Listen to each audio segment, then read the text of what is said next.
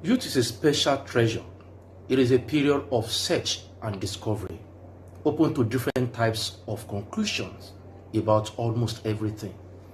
This makes it a very tender and fragile stage, which must be well managed and guided.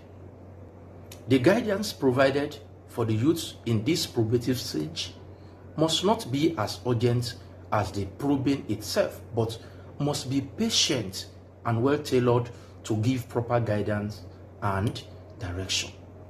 With this, we cannot jettison the need for proper mentorship of the youths who will be future leaders of both the church and the world, in fact, the current leader. Thus, at the forefront of this youthful campaign is the Catholic Bishops' Conference of Nigeria, who through various means and ways have fostered youth apostolate and put up the adequate structures and persons to further this germane project for the youths. St. Gregory of Nyssa says, and I quote, "Just as he who looks at the sun in a mirror, even if he does not fix his eyes on the sky itself, nevertheless see the sun in its mirror's brightness. So you also, even if your eyes could not bear the light, possesses within yourselves what you desire, if you return to the grace of the image that was placed in you from the beginning." The youth apostolate is not just only important for the today and future growth of the church and the society at large.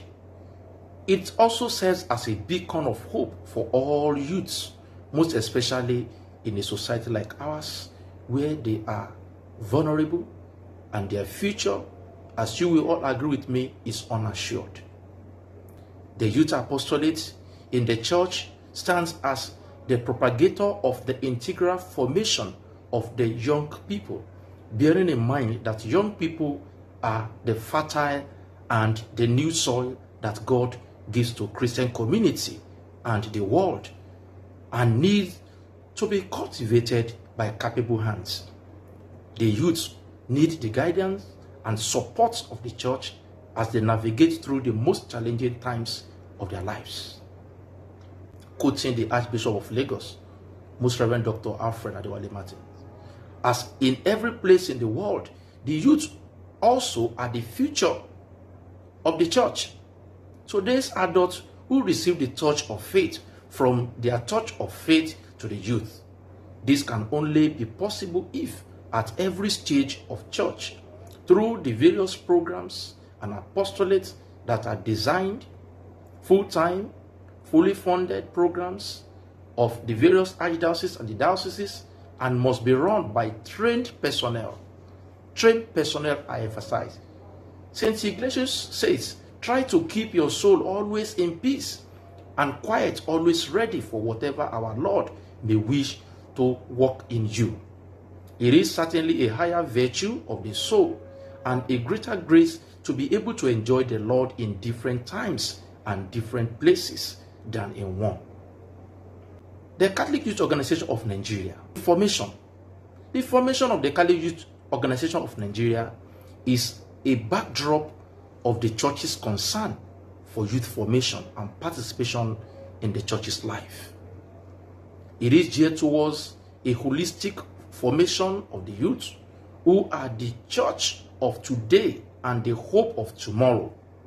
The church has always been accused of focusing more on the participation and wisdom of the elders and neglecting the enthusiasm, energies, and the potential of the young people.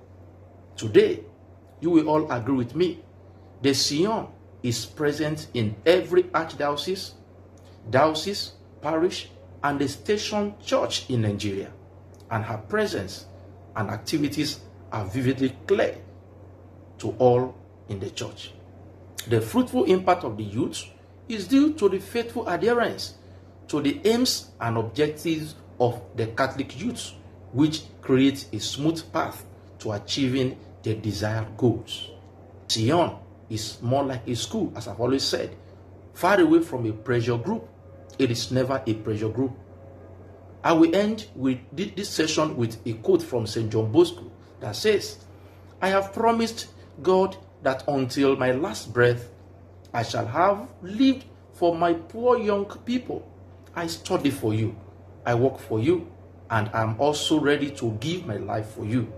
Take note that whatever I am, I have been so entirely for you, day and night, morning and evening, at every moment."